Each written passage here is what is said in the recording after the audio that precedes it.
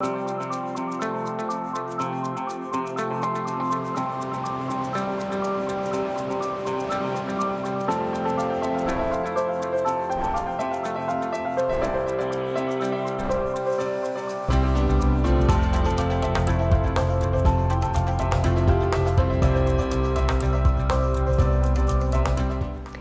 afternoon and thanks for joining us. I'm Judy Simpson. If you like to garden or appreciate looking at beautiful landscapes and flowers, we have the perfect books to share with you this afternoon. The books are not only full of information, they also serve as a great reminder of what's awaiting us during our gorgeous warm weather months. Back with me to share some of his favorite books and other useful reference materials is UVM Extension horticulturalist Leonard Perry. Great to see you again. Thanks a lot, Judy. How did you come up with your favorite books? Well, it's kind of like the favorite plants. People ask me, it's basically what's in bloom, or in this case, what I have at the time on the table, what I'm looking at, what I'm using for reference book. I tried to bring a sampling today of some of the ones I use a lot. A lot have been around a few years, but there is one new that came out this year. Ones and references I use a lot. And so it's winter now, but your first book allows us to dream about summer trips and beautiful gardens? It does. In fact, I lead a tour each year, and this last year, in 2014, we went to Gardens of the Hudson Valley. And so this is a book that I spent some time with last winter. It's great. It's close to Vermont. It's a short drive, and there's some great gardens in the Hudson Valley. And so there's some of the ones that we went to see. One is Belfield. That's Beatrix Farron Landscape, very famous designer. And this is right near the Rockefellers in Hyde Park. You can just drool over some of these pictures. Another one was Samuel Morse, inventor of the telegraph. He in the late 1800s, he had an estate there. A lot of trees, but some pretty flower beds, as you see here. Masses of Rudbeckia in that one. Very Victorian-esque in many cases, these round beds with the big foliage in the middle, very, very typical of the late 1800s. The Locust Grove is the name of this estate there. And then moving along to Stonecrop was other one we visited, one of the ones south of Fishkill, and that was the home and gardens of Frank Cabot. He actually came up with the Garden Conservancy, and it's really a plant person's garden, all kinds of different landscapes there. We could spend hours looking through those books. You really could. And so you have another book that has some gorgeous pictures as well? I do, and this one actually is an author we'll take another look at in a minute. I had the fortune to visit with him, and this is The Living Landscape. His first book, he's an entomologist, Doug Tallamy from Delaware, came up with the idea about how insects and native plants for insects are important for birds and landscapes, and this tells how to actually go about it. He teamed up with Rick Dark. This came out in July. Both are top best-selling books, and this one we'll take a look at just a few of the chapters inside to see what it's about. Layers in the wild landscape is the first, showing how you have understory plants and tall plants, and a lot of beautiful pictures, why these are important. Even for birders, there are lots of pretty bird pictures in this book, like this bluebird here with an insect, the eggs of a catbird. So just a lot about native plants and native communities. And then the second chapter is actually about the communities and why relationships are more important than numbers, why, all these ecological relationships. And then the third chapter gets into the ecological functions of landscapes, and why, landscapes are important, again, to support wildlife, not only for wildlife, but for people too. Some of the things they do, shading and cooling, so forth. The fourth chapter about the art of observation is about, different, looking at the natural landscape. It's got a whole different beauty than a formal landscape, and yet it is very beautiful, and how you can just take some things that you find and observe closely in the beauty in those, and finally applying these layers like you see in a natural landscape to the home gardens, and how to go about it. Example of these chairs with the understory plants serving as a screen, and then the canopy plants on top. So again, a lot of beautiful pictures in there. Nice. So you had the chance to visit with one of the authors, Doug Tallamy, when he was visiting Vermont. Let's take a moment to hear about his first book.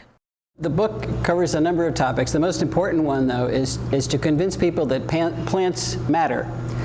We have viewed one important part of what plants do, and that is that they're pretty. We treat them as decorations, but we've forgotten all the ecological functions that they have.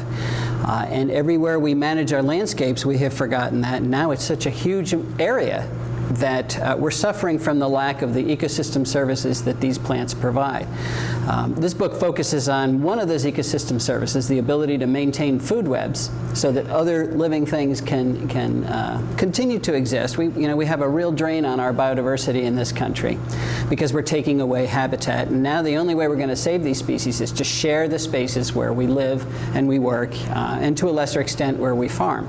So this book talks about the relationships between plants, how they capture energy from the sun, pass it on to other organisms, how insects are a very important component of that, which is another piece of news for most gardeners. We see insects as the enemy. We've got to kill them all the time, but we will not exist as human beings on this planet if we get rid of all of our insects. So we need to plant plants that the insects can use so that other things can eat those insects so that we have the other things around. If you want chickadees in your backyard, if you want them to reproduce in your yard, it takes 4,800 caterpillars to feed one clutch of chickadees through to maturity. 4,800 caterpillars. So you've got to make those caterpillars in your yard. What are the caterpillars eating? They're eating the plants that they co-evolved with. And most species of caterpillars, 90% of them are really specific about what they can eat. So if we bring in plants from Asia, our caterpillars can't eat those, which means you're not going to get your 4,800 caterpillars and you won't have chickadees. And that's just one species of bird.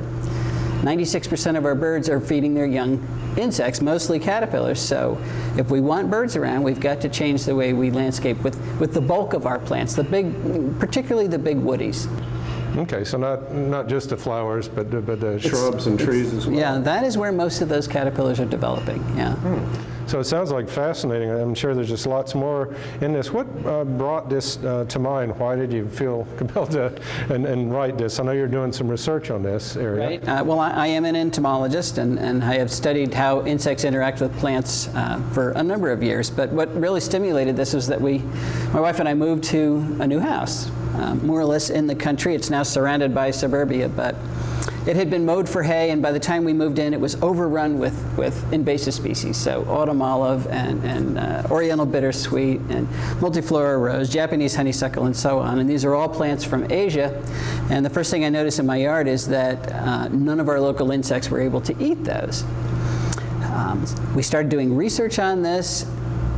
The news media picked it up, and people started to invite me to give talks, and then people said, we want to read about this, and I said, there's nothing to read. So finally I said I'd write a pamphlet, and the pamphlet became the book, and that's how it is.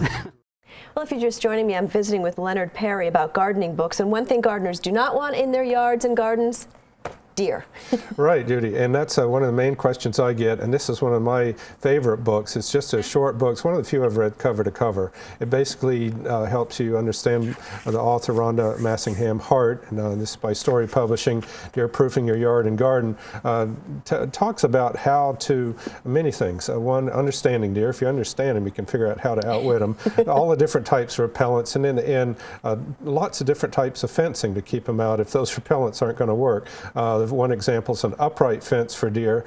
Just taking an existing fence, it's not that high, but by building it out makes it so they can't really clear it, as well as two parallel fences. Another example, just put two, maybe 4 feet apart. The deer are afraid to get caught in the middle. They can't really clear both, jumping over. So a very simple way to keep deer out without having to get really elaborate with fencing.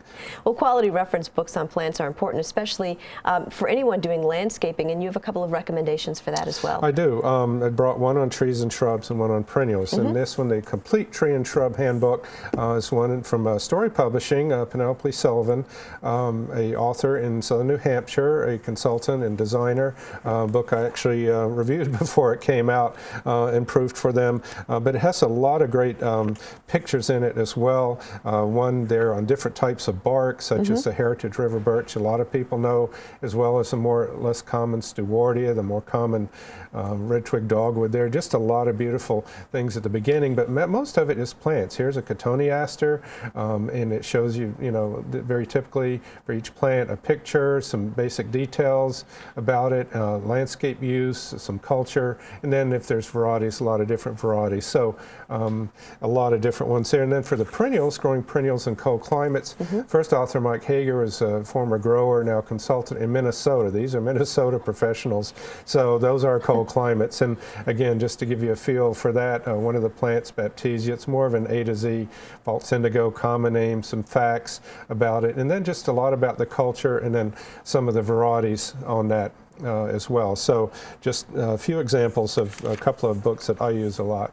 Well, again, gardeners could spend hours going through these books in the winter months, planning for the next year. Another group of plants that a lot of people maintain and want to keep at their best is lawn grass. And you had the good fortune to visit with one of the country's authorities on lawns, the groundskeeper at Fenway Park. Let's learn about his lawn care book. You know, many of the same challenges I face here, homeowners are facing across the United States and New England. And so I think there's a lot of things that we can learn from each other, and a lot of simple tips that are in the book that they can improve their own lawn and caring for, to make sure that they're not only helping their own home lawn, but they're helping the environment. They're watering at the proper time of day. You know, 2 a.m. to 6 a.m. is the best time to water, versus coming home after a hot day and turning on the sprinkler when they get home from work, letting that grass sit wet all night, then the grass will get sick with disease, to mowing at the proper height.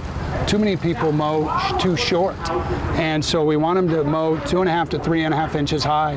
So that length of the grass blade helps shade the roots, so it makes sure that you're not using any more water than you have to. We talk about fertility. You know, have a soil test done. Contact your county extension agent and have a soil test done to find out really what you need and what you don't need. So you're not just arbitrarily going out there and putting chemicals on your lawn if you don't need it. But you do need to feed your lawn. It's important to have a healthy lawn that's actively growing so it can help heal itself, and that it can also fill in the thin areas, because if you get those thin areas and you're not feeding your lawn, the weeds will take over very quickly.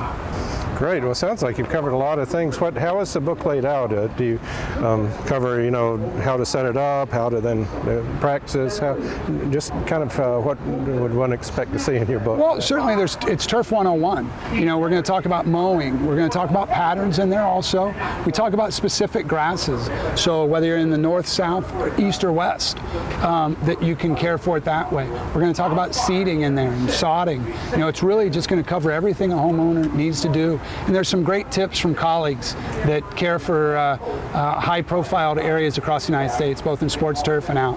Well, that's exciting. What would be one of those examples of a little secret you might find in there from the professional? Well, you know, there's tips in there from the White House groundskeeper, from my colleague with the Chicago White Sox. There's a lot of fun tips in there that can help people relate to some of the fun challenges they have too. Well, it sounds like a fun read just to learn about, you know, kind of get the inside scoop on these ballparks, as well as just, you know, how to do it properly at home. And I like your emphasis too on some of the cultural practices to avoid having to put on all the chemicals. You can really save a lot of time and money and environment, be a lot more sustainable just by the right culture. Absolutely. I know I find too, I'm glad you mentioned the height. Again, that was about what for the home lawns? 2.5 to 3.5 inches high. And you also want to make sure you have sharp mowing blades. You know, a lot of times you'll mow your grass and you may look out there 2 or 3 days later and it looks brown. And if you go examine the grass blades, they're all frayed at the top because your grass blades aren't sharp. They've been hitting twigs, dog toys, acorns, things like that in your lawn, and walnuts. So you just want to make sure that you're sharpening those blades. And if you can't do it yourself, certainly go to the repair shop. They can do it. So you have 2 different sets of blades you can put on there. Even once a month will make a big difference. That's what I've heard is important, because if you try it yourself and they're not balanced and it goes around, it can really wreck your engine. So it's just a lot of tips like that that I'm sure they can find in your book again. So thanks so much for spending some time away from your valuable turf grass here at Fenway to talk a little bit about your book. Well, I'm glad you guys are here. So I have to ask, what was it like being a guest at Fenway Park? That was pretty awesome, Judy, as you can imagine, being a Red Sox fan in particular. But, you know, every time I see those games now, and wife and I say, we were there, we were standing there, nice. So it was amazing. Well, one area we haven't covered yet are vegetables. A lot of gardeners are interested in vegetables, and I have a good book on that I actually use for my vegetable course at UVM.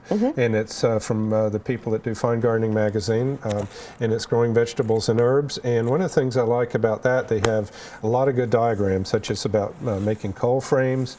Another diagram shows about putting in an irrigation system, diagrams on how to do crop rotations, and then most of it is crops, such as radishes you see here, some basic information, some of the better varieties. And so you showed us a great selection of references and some gorgeous books. You mentioned you have a list of books online? I do. On my website, I have a lot more books, and I've got a list of these books, perrysperennials.com. Mm-hmm. And what do you think is the most important thing for people to remember this winter as they're sort of planning for next year? Don't overdo it. Remember, it's so easy to get carried away. I always do, and then I got to realize you got to maintain those once you put them in. But you can get lots of ideas, though. I know, and make lists of what interests you. Exactly. Oh, that's terrific. Well, thank you so much for joining us today. It's always great to get away from the cold and look at these wonderful books. That's our program for today. I'm Judy Simpson. We'll see you again next time on Across the Fence.